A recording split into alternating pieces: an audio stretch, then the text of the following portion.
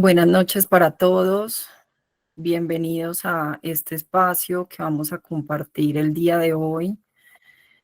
Me gustaría saber desde qué ciudad están conectados.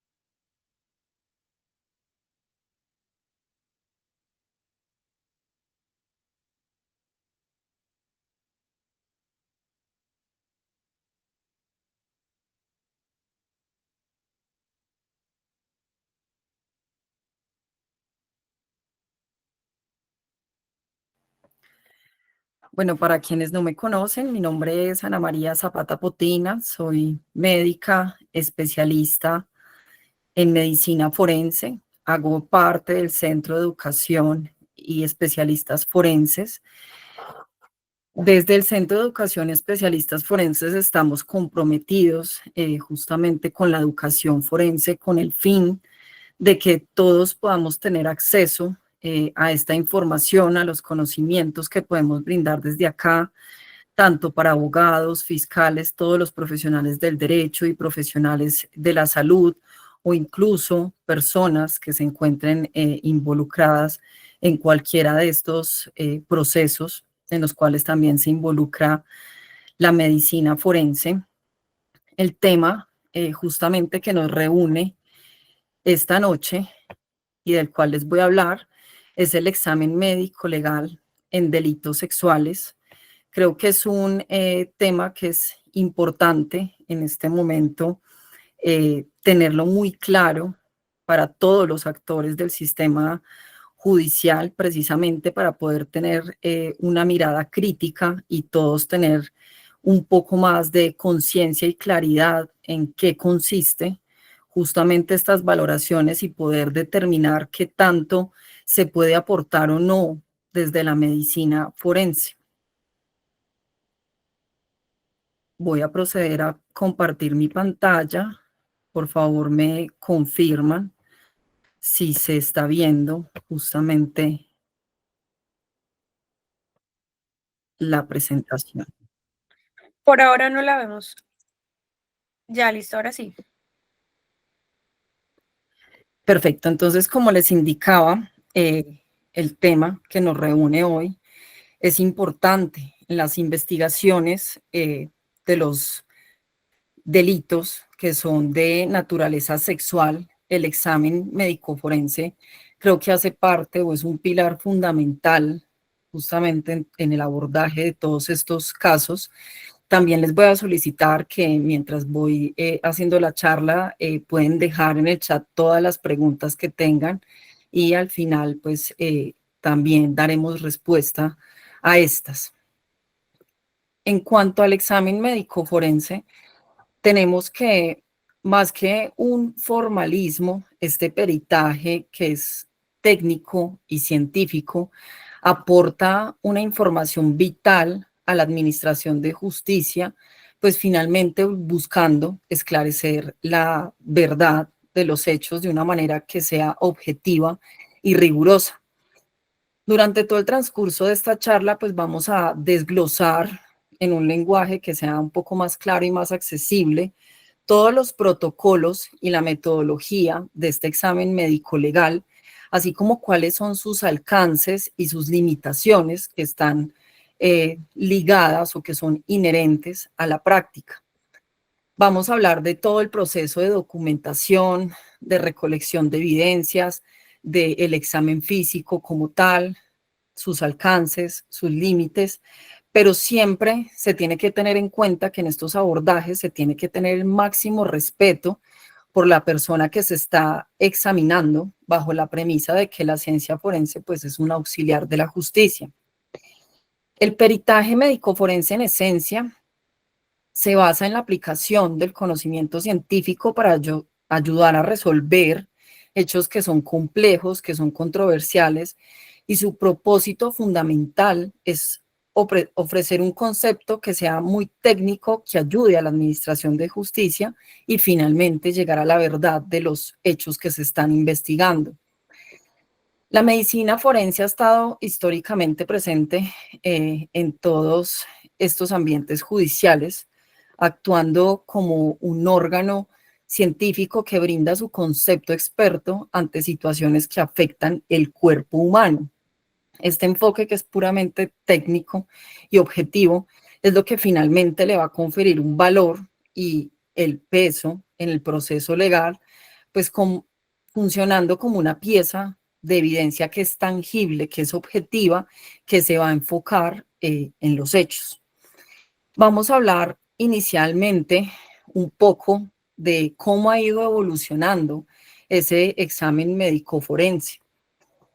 La historia del examen médico forense en casos de delitos sexuales, pues es un reflejo también del progreso, tanto desde la ciencia como desde la comprensión social que se tiene de los hechos violentos.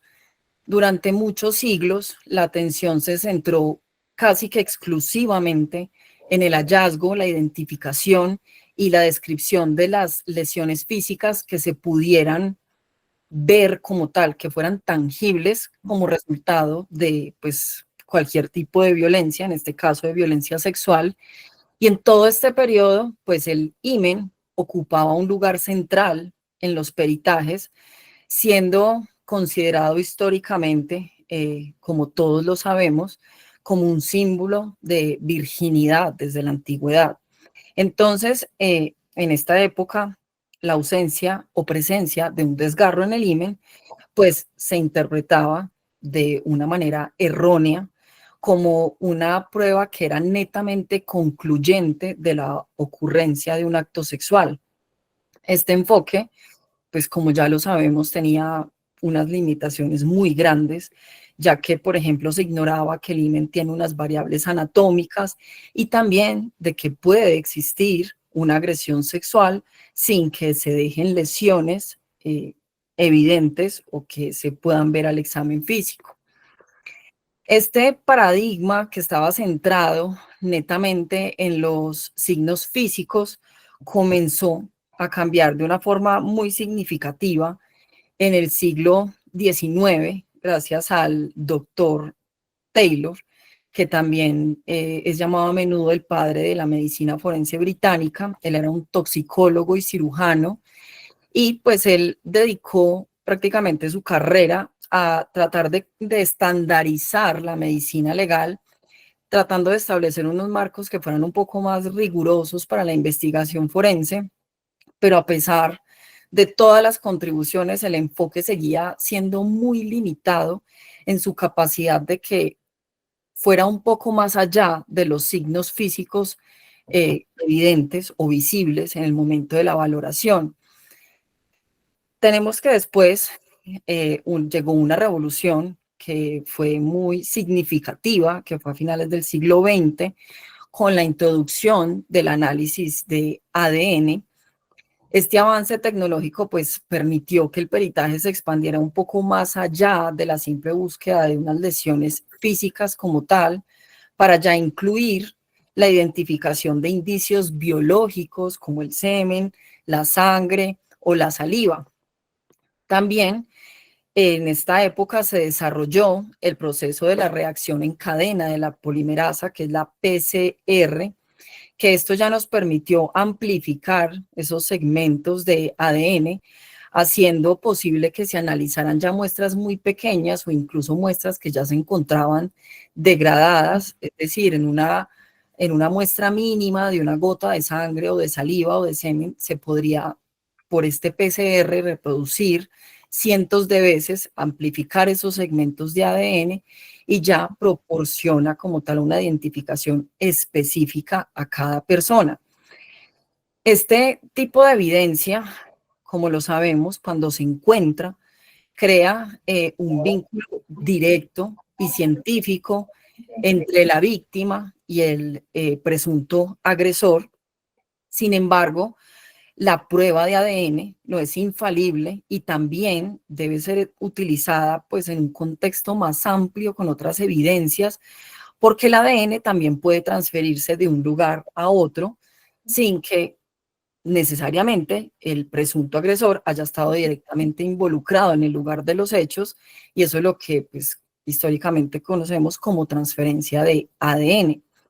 Por esta razón, también en estas investigaciones forenses se deben de tener en cuenta cuándo y cómo una muestra pudo haber llegado a una determinada superficie o a un objeto. Ya para los comienzos del siglo XXI, el examen médico forense pues da un giro muy grande, adoptando ya un enfoque que es centrado en la presunta víctima. Este cambio ya reconoció que el proceso de investigación y de abordaje, pues bajo ninguna circunstancia podía infligir aún más trauma en la persona que se estaba examinando o en la presunta víctima. Los nuevos protocolos ya se diseñaron justamente para reducir el estrés en las personas que se están examinando, en las presuntas víctimas, evitar las exploraciones e interrogatorios y garantizar que la atención se brinde en un ambiente de dignidad y de respeto.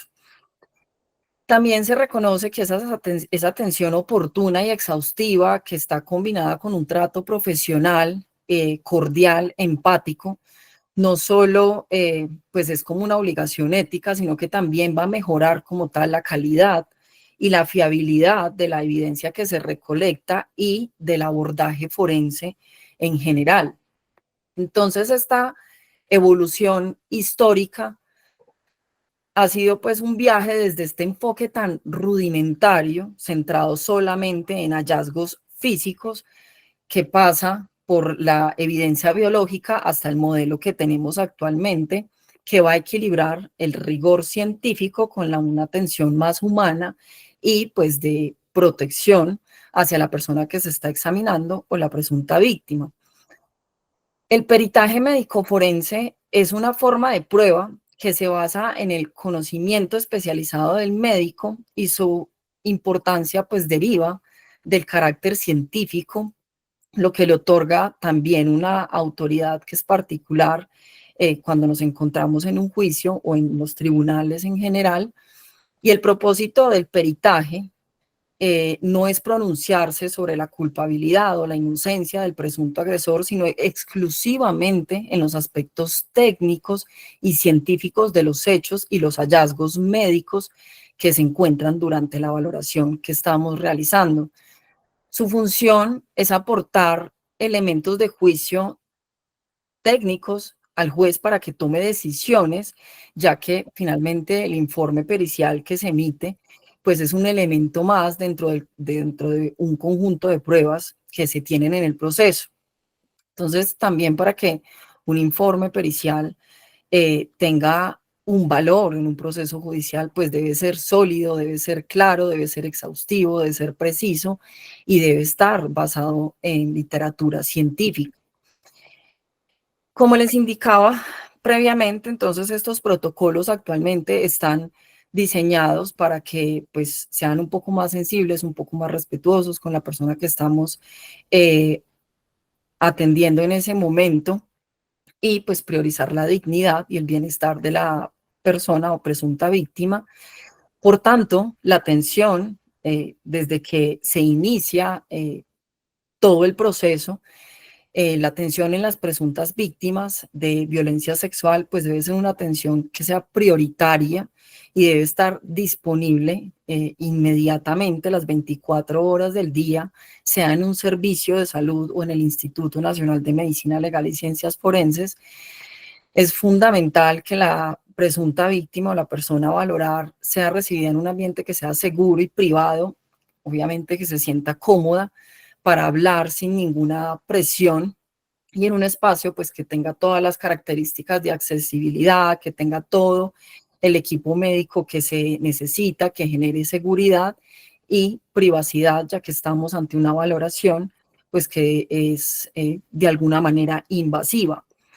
Una de las prácticas más importantes en este enfoque es evitar, como les estaba diciendo, la repetición de las exploraciones e interrogatorios, porque esto pues va a causar también un impacto negativo en la persona que estamos examinando.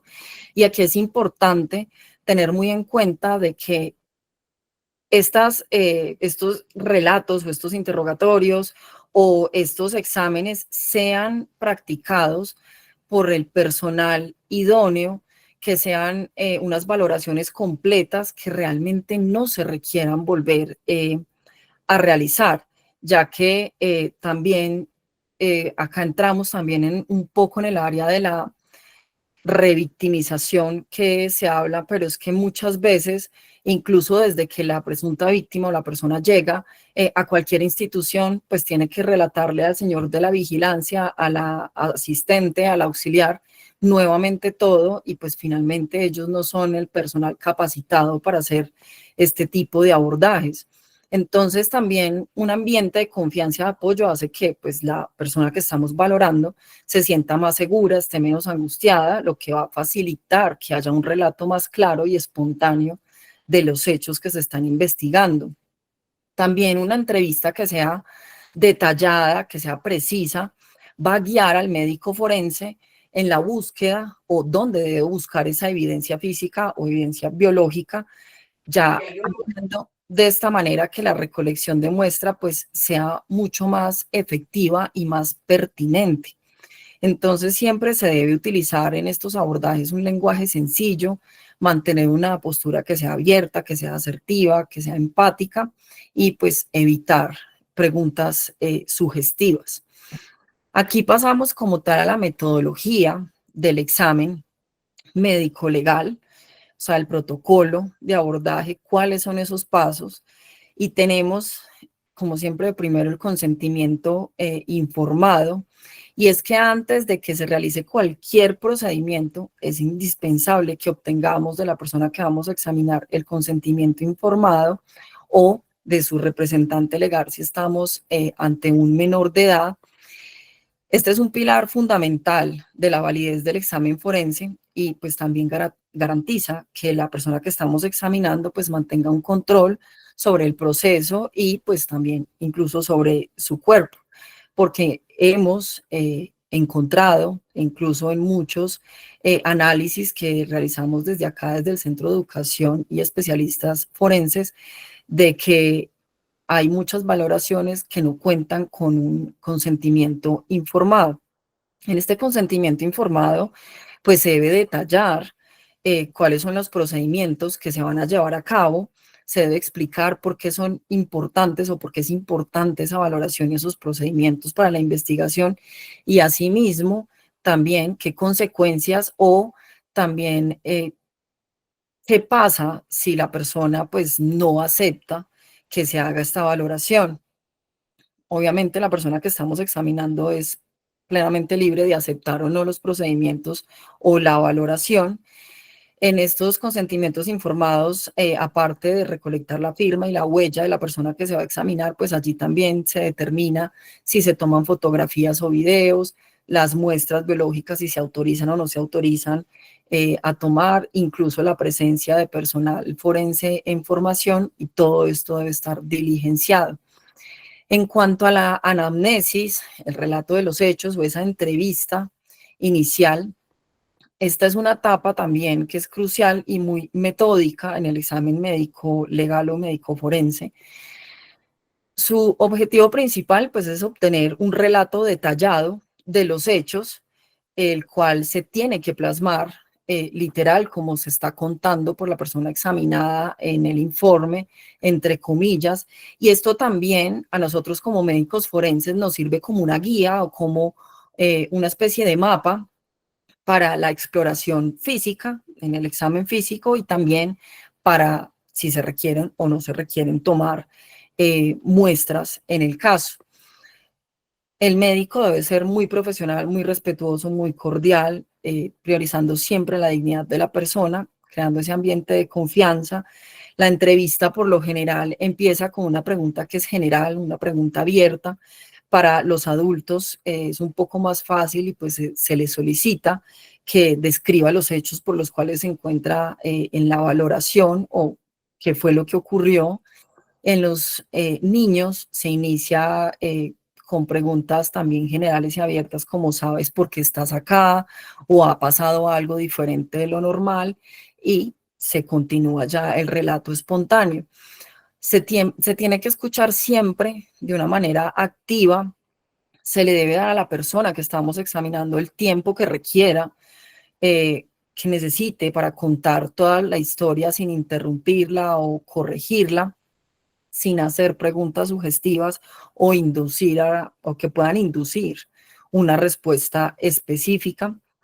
También un aspecto que es clave en estas valoraciones y se tiene que preguntar a la persona que estamos examinando es sobre qué actividades realizó después de los presuntos hechos que nos están relatando, como por ejemplo, si se cambió la ropa, dónde está esa ropa, qué pasó con esa ropa que tenía en el momento en que ocurrieron los hechos, si se bañó, si comió, si defecó, si ha orinado, también si hay duchas corporales. Todo esto también es fundamental. ¿Por qué? Porque eso también nos va a permitir decidir eh, qué muestras tomar o qué muestras sí pueden servir como tal para el proceso. Entonces, como les digo, un relato que sea detallado, que sea muy preciso, pues va a ayudar al médico forense finalmente a saber qué muestras tomar y cómo orienta ya la valoración física como tal. El examen físico ya es una evaluación completa que va desde la punta de la cabeza hasta la punta de los pies. Tiene que ser minucioso, tiene que ser detallado. No se pueden pasar zonas por alto porque pues allí pueden haber lesiones y finalmente ese es el objetivo del examen físico como tal, identificar estas lesiones y también de donde se puedan tomar muestras. Debe ser ordenado y en las valoraciones sexológicas, pues podríamos hablar de que hay dos partes. Uno, vamos a evaluar primero todo el área extragenital, es decir, por fuera de los genitales. Se busca la presencia de lesiones o de signos de trauma como las equimosis, que son los morados, las abrasiones, que son raspaduras, escoriaciones. También se buscan sugilaciones o marcas de sujeción en áreas muy específicas, como por ejemplo el cuello, las muñecas, los tobillos, la parte inferior del abdomen, la cara interna de los muslos, también se deben de buscar allí. También en estos casos, si hay signos de defensa o de lucha, y la exploración genitoanal, pues es como la fase de pronto más incómoda, más delicada o que puede provocar pues mayor pudor en la persona que estamos examinando. Aquí también se tiene que hacer un examen de todas las estructuras genitales, entre ellas pues el himen, la vulva, el periné, la vagina, el ano. El examen himeneal realmente pues tiene una relevancia importante en la valoración sexológica. El himen es esa membrana que separa el vestíbulo vaginal como tal de la vagina. Entonces aquí tenemos que determinar cuál es la forma, si hay desgarros también, y es importante documentar estos desgarros detallando su ubicación. Para eso se utilizan las manecillas del reloj, pero también tenemos que especificar en qué posición se está haciendo ese examen genital y se debe clasificar el estado de cicatrización o la cronología de la cicatrización. Entonces, cuando estamos ante un himen con un desgarro que hay unos bordes ya cicatrizados que pueden estar de un color blanco o incluso del mismo color de las otras estructuras anatómicas genitales, pues se considera que estamos ante un desgarro antiguo y esto me habla de más de 10 días de evolución según la guía del Instituto Nacional de Medicina Legal y Ciencias Forenses, pero tenemos literatura científica internacional en la cual incluso habla de 6 días. tenemos que tener en cuenta que las mucosas, tanto vaginal como anal, y los tejidos que se encuentran allí, pues son tejidos que cicatrizan muy rápido. Entonces, por eso pues, se tienen esa variación de días. Igualmente, en la exploración anal, perdón, se tiene que hacer de esta misma manera, se debe evaluar cómo están los pliegues anales, si hay presencia de fisuras, de desgarros, si hay edema, también si hay presencia de hemorroides. ¿Por qué? Porque es que también se pueden presentar o hay diagnósticos diferenciales de la violencia sexual, los cuales tenemos que tener presentes en el momento de hacer estas valoraciones, precisamente para descartar si se trata o no finalmente de una lesión por agresión sexual o puede ser parte de diagnósticos diferenciales, así como también se tiene que tener en cuenta la edad de la persona que estamos evaluando en ese momento. Nuevamente, el examen físico también va muy orientado al relato de los hechos. Entonces, digamos, en cavidad oral también se debe de buscar si hay lesiones, como por ejemplo también equimosis, escoriaciones o petequias, que son pequeños punticos de color rojo o púrpura que se pueden encontrar en el paladar o la garganta. Muchas veces estos se presentan pues cuando hay el presunto agresor pues practica o hace practicar a la presunta víctima sexo oral, obviamente en contra de su voluntad, y estas lesiones se pueden encontrar allí. En cuanto a la recolección de la evidencia, pues este es un acto que está pues regido por principios de oportunidad y de exhaustividad, porque pues muchas veces el paso de tiempo puede degradar o perder como tal evidencia. Entonces la viabilidad y la pertinencia de la toma de muestras, como lo vengo mencionando, pues va a ser variable en cada uno de los casos, especialmente pues si ha transcurrido mucho tiempo entre la ocurrencia de los hechos al momento en que se está haciendo justamente la valoración. Entonces, también para la recolección de las muestras, pues tiene que tener una técnica que también está descrita en los protocolos, en las guías, en los procedimientos, para evitar justamente también que se contaminen y pues que esa muestra se pueda preservar. Entonces, lo más común o lo que más vemos que se toman, por ejemplo, son los hisopados de las cavidades del cuerpo, sea vaginal, anal u oral.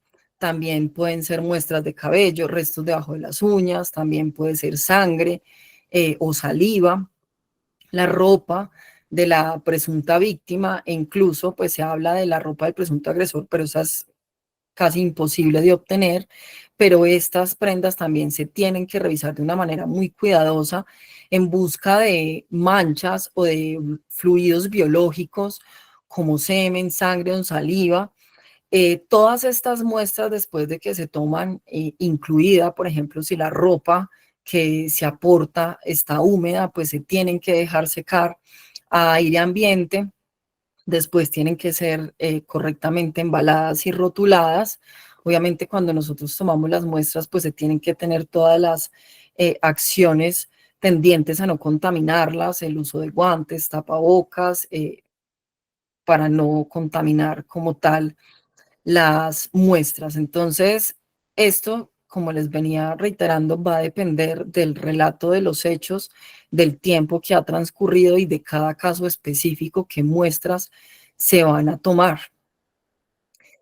En cuanto a los alcances y los hallazgos que tenemos en el examen médico-legal, este examen médico forense tiene la capacidad pues, de diagnosticar y de documentar la presencia de lesiones físicas que pueden confirmar la ocurrencia de que justamente sí ocurrió un hecho violento.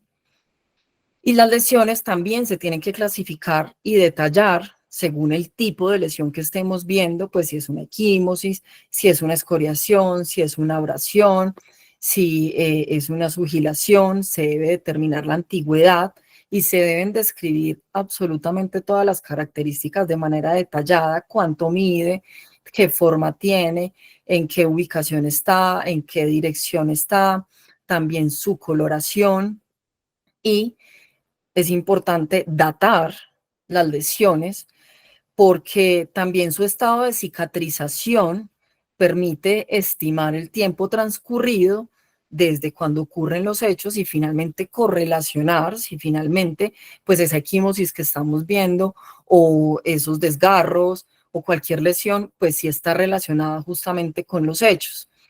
Como les decía, en la parte del imen, pues un desgarro antiguo habla de más de 10 días de evolución, un desgarro reciente habla de menos de 10 días de evolución. En el desgarro reciente ya los bordes que vamos a encontrar del imen pues no van a estar cicatrizados, sino que se pueden encontrar con inflamación, rojos, pueden sangrar fácilmente. Entonces esto es lo que nos va a determinar que se trata de un desgarro reciente.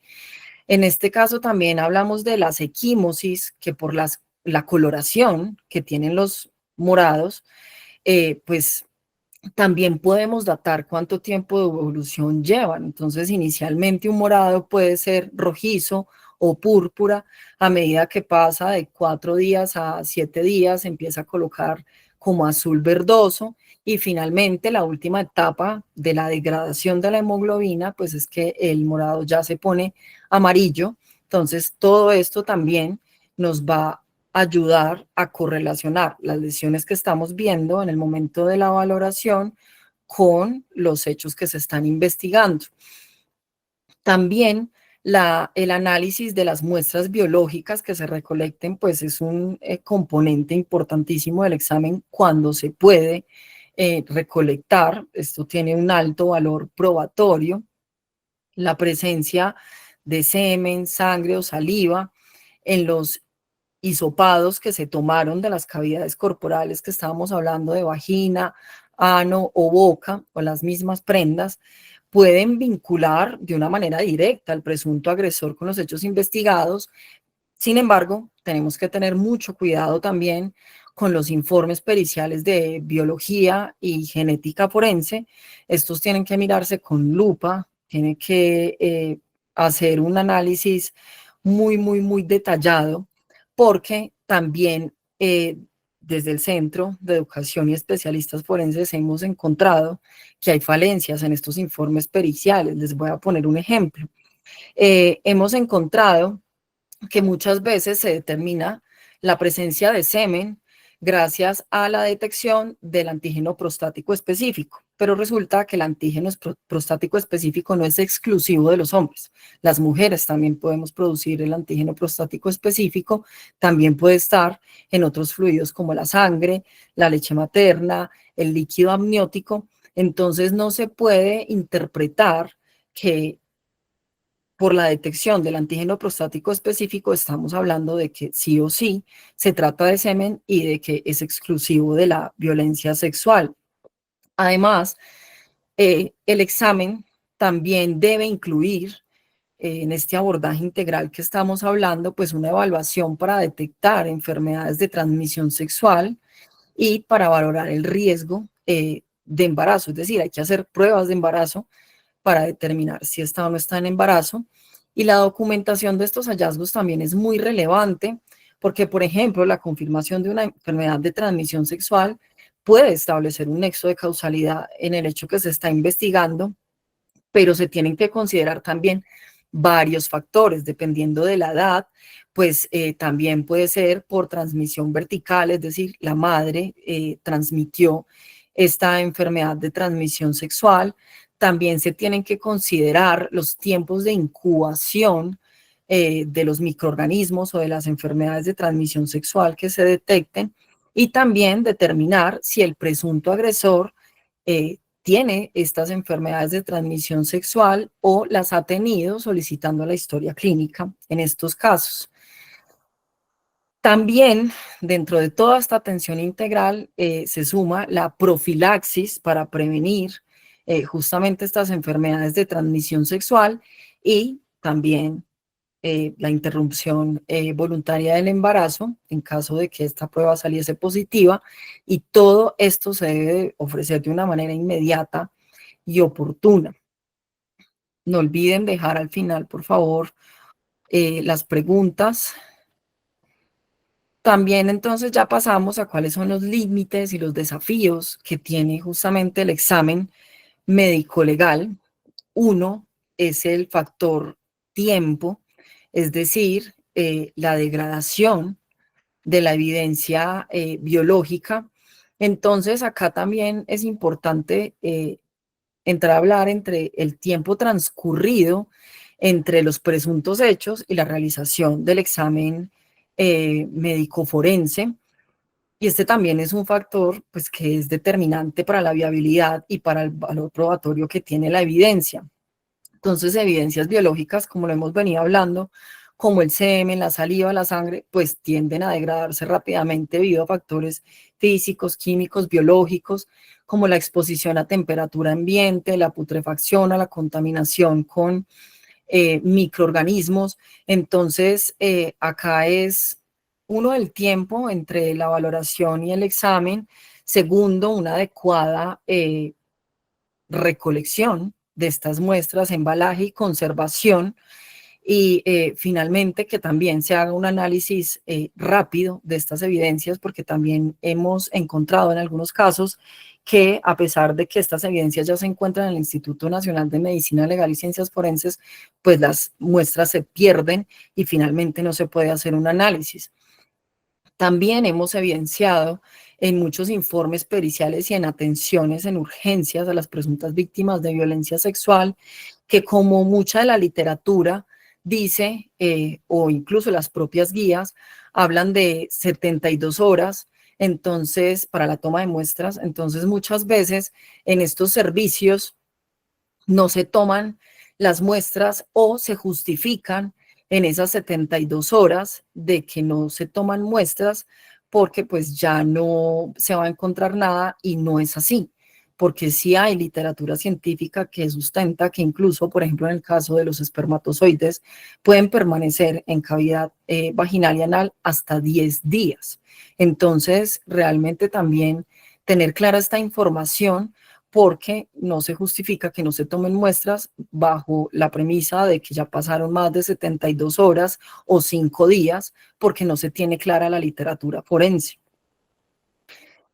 Sin embargo, también tenemos casos en que, pues, obviamente, por el tiempo en que se realiza la valoración y cuando ocurrieron los hechos, pues no se tiene como esa evidencia, pues, inmediata, o esa posibilidad de toma de muestras, y pues el médico forense en sí tiene que evaluar en cada uno de los casos si se toma o no se toma muestras.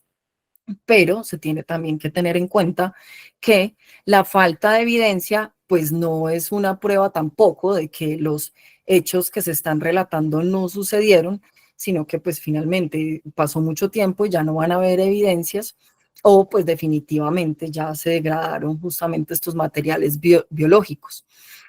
Otro límite, incluso desafío que hemos visto que se presenta en estos casos, es la falta de hallazgos de lesiones físicas. Esto es una limitación que es significativa y también pues se traduce, como le decía, en un desafío constante en la correcta interpretación del examen médico forense. Entonces, aunque la presencia, si estamos ante casos que tienen presencia de lesiones, sabemos que puede ser una prueba un poco más contundente de que sí se pudo presentar una actividad sexual a ese nivel.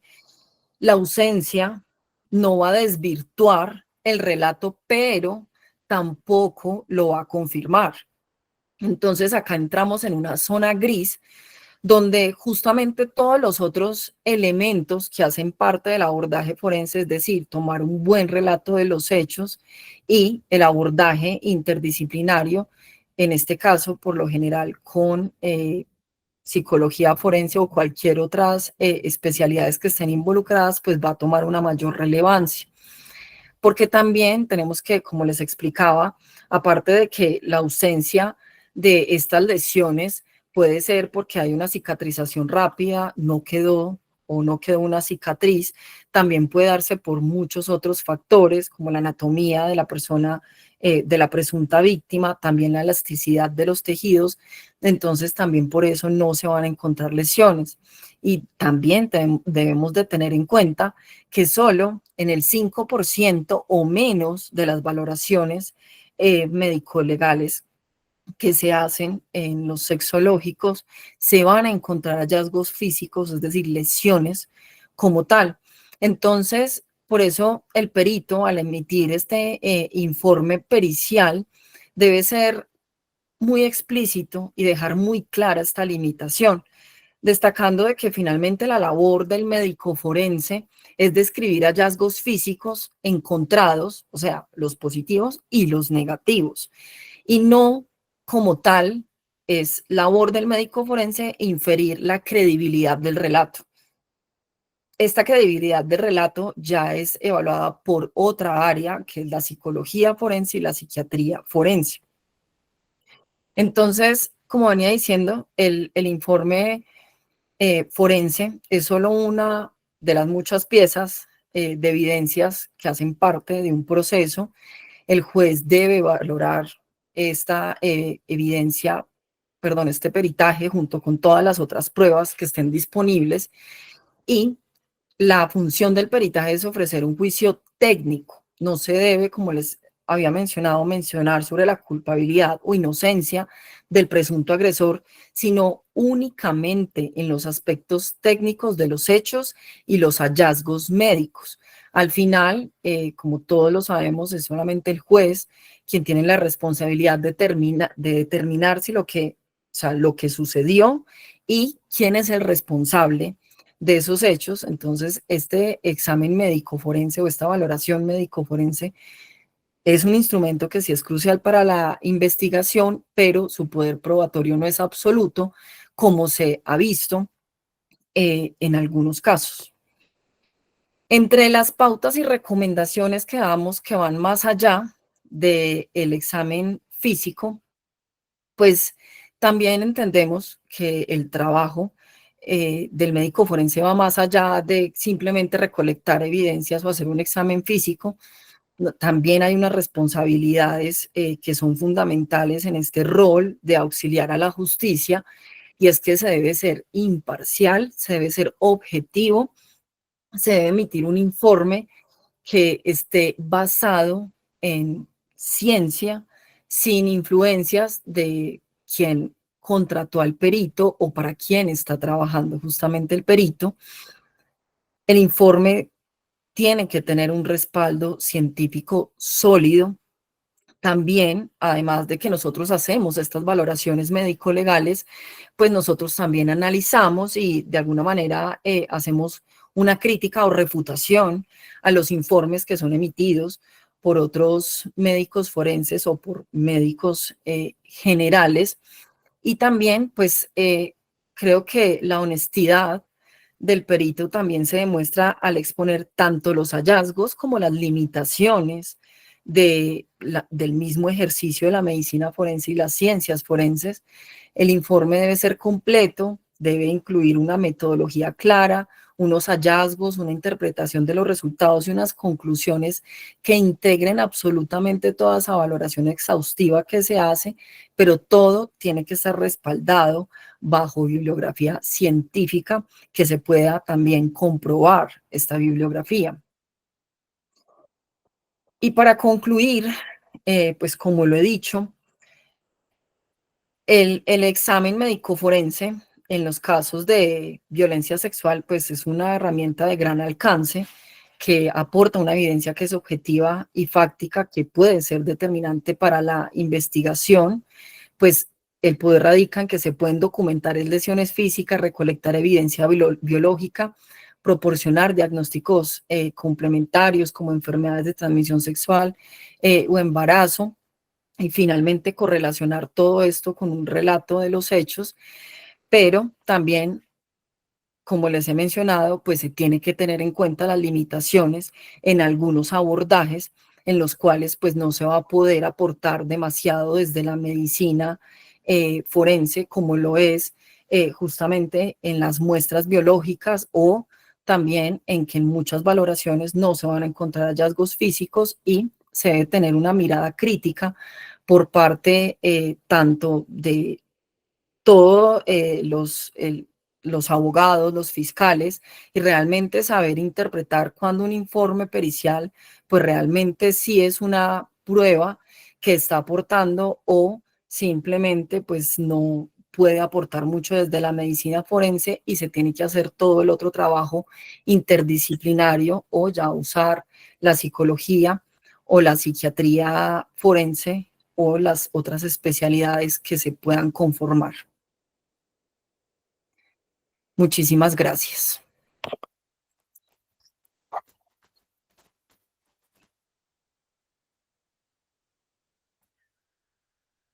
Vamos a mirar. No sé.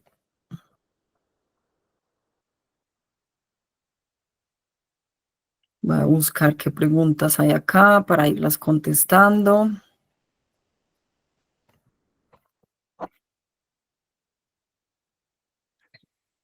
Preguntan acá. Buenas noches. En un examen de ADN, ¿qué quiere decir? No fue posible obtener un haplotipo. Ante esta circunstancia, no es procedente realizar el cotejo solicitado.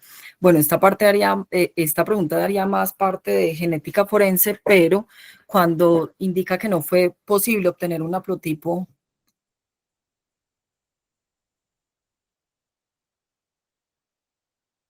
no obtener un haplotipo, pues ante esta circunstancia, pues no es procedente realizar el cotejo solicitado. Lo que nos quiere decir es que pues finalmente de pronto la cantidad de ADN no era suficiente para determinar o no pueden porque no hay o porque es insuficiente realizar justamente este cotejo solicitado.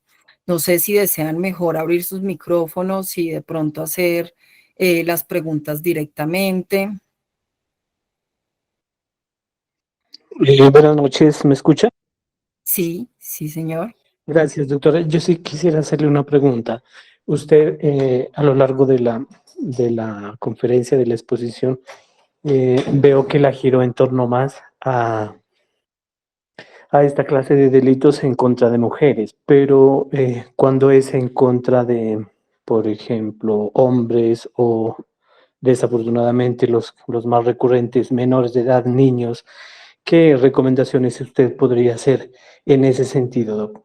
Gracias. Muchas gracias, doctor, por la pregunta.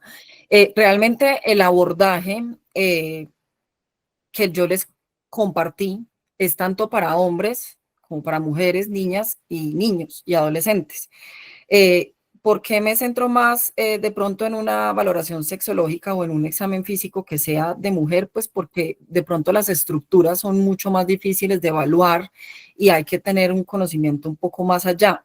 Pero el abordaje, por ejemplo, en hombres y en niños es exactamente igual, se obtiene un relato detallado, también se debe hacer un examen físico exhaustivo. En los hombres, por lo general, pues se centra es en un examen anal, eh, en niños también, pero realmente el abordaje sí se hace de la misma manera en sea hombre, sea mujer, niño, niña o adolescente. Doctora, buenas noches, ¿me escucha? Buenas noches, doctora. Sí, señora. Doctora, una pregunta. Realmente pues no pude estar desde el inicio, pero me genera una incertidumbre. Un ejemplo, si una menor o una mujer, un niño adolescente es atendido en un hospital por un presunto acceso carnal violento, por lo general los médicos realizan una activación denominada el código rosa, ¿sí? Ellos realizan un abordaje. En ocasiones presentan un informe donde registran todos los hallazgos que ellos encuentran. Algunos médicos son juiciosos y recolectan las muestras. Resulta que cuando un investigador adquiere esa historia clínica eh, y dentro de la investigación se remite a la víctima al Instituto Nacional de Medicina Legal, para el dictamen médico legal, ¿no? Pero cuando se aporta la historia clínica, la respuesta de ellos es que no se puede, de algunos, es que no se puede volver a valorar a la víctima por revictimización, ya que el médico en salud le hizo todo, pues, como tal el esquema. Entonces, no sé si eso es así o simplemente ellos lo que pueden hacer es una relación sobre esa historia clínica sin necesidad de revictimizar a la persona. O sea, es decir, se le aporta la historia clínica, pero que la haga sobre esa misma, porque sí los fiscales en ocasiones requieren de ese dictamen médico legal. No sé si me puede orientar o aclarar o si lo pueden manejar así como relación de historia clínica sin necesidad de tener a la víctima enfrente. No, doctora, muchas gracias por la pregunta. En este caso, sí hemos observado que justamente hacen eso de no revictimización. Yo quiero que quede muy claro que las únicas causales por las cuales no se hace un examen genital o una valoración como tal médico forense es porque la persona que se está examinando, la presunta víctima, se niegue. Esa es la única causal. Ni revictimización, he visto que también ponen otra ley allí que por eso no la hacen, y se supone que el Instituto Nacional de Medicina Legal y Ciencias Forenses pues es el lugar idóneo, tiene los médicos que son expertos justamente en hacer estas valoraciones, aún más que los médicos generales que están en un servicio de urgencias. Entonces no se puede hacer en base a la historia clínica y se tiene que hacer por parte de medicina legal justamente esa valoración.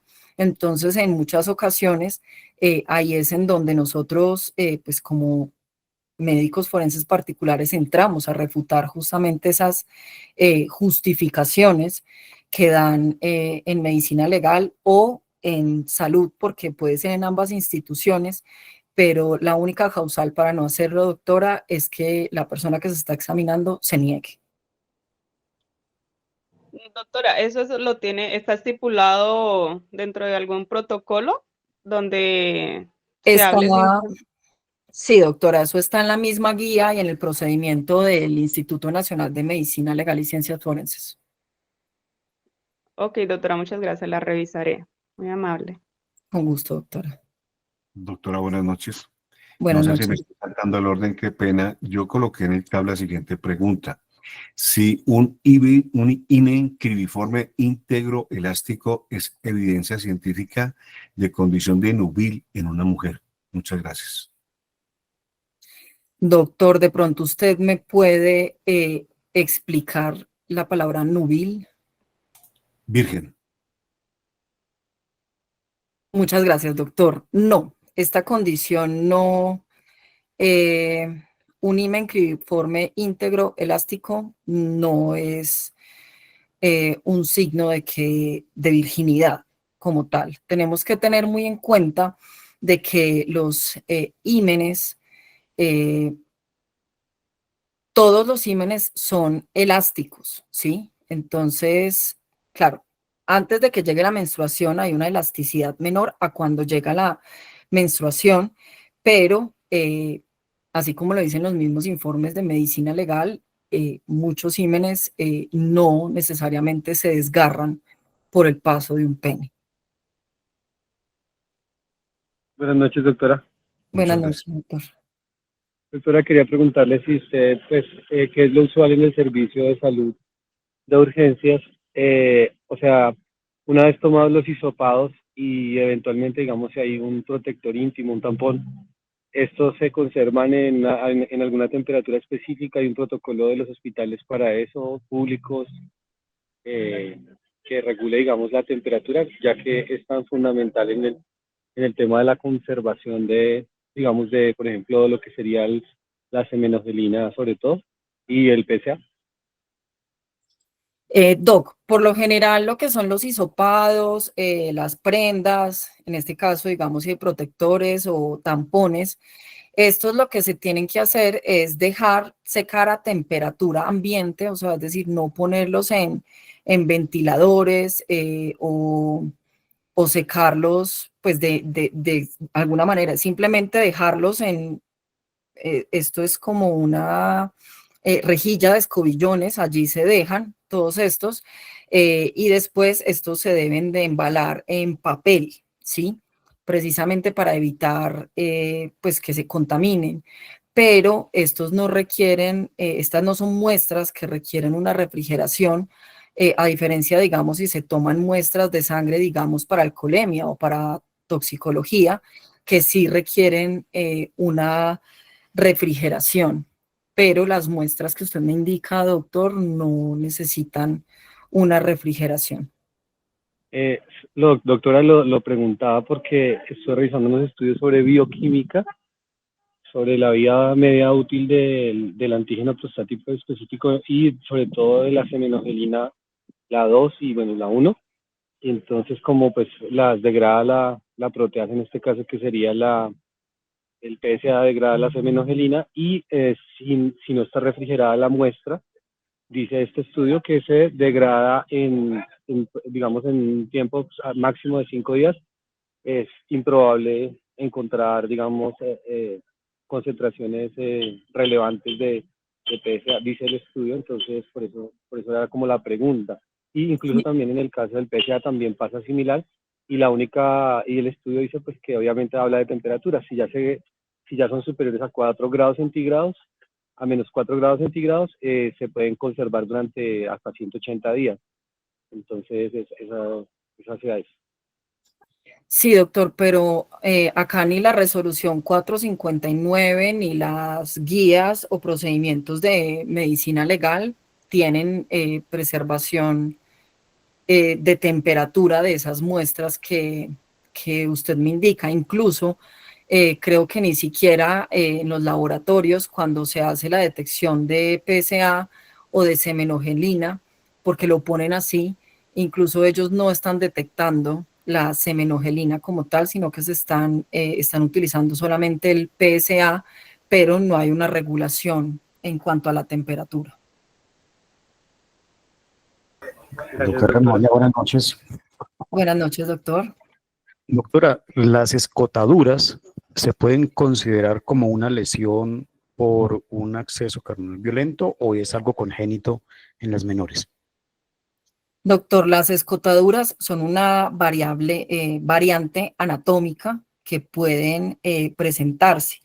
¿Cuál es la diferencia? La escotadura no llega hasta el borde de implantación del himen, entonces la escotadura no es un signo de violencia sexual.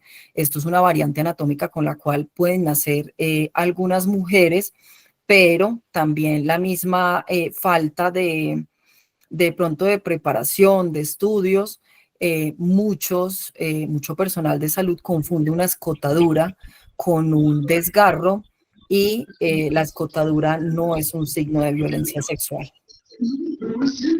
Doctora, de igual manera, el himen redundante es un himen que tiene mayor grosor en el tejido o es también una condición congénita de la menor.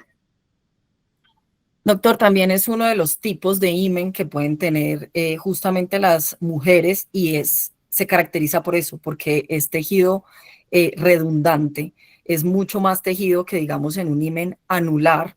Entonces también, por ejemplo, en esos himenes es muy común que se presenten las escotaduras y se confundan con con un desgarro, pero también es una variante anatómica, doctor. Muchas gracias. Con gusto, doctor.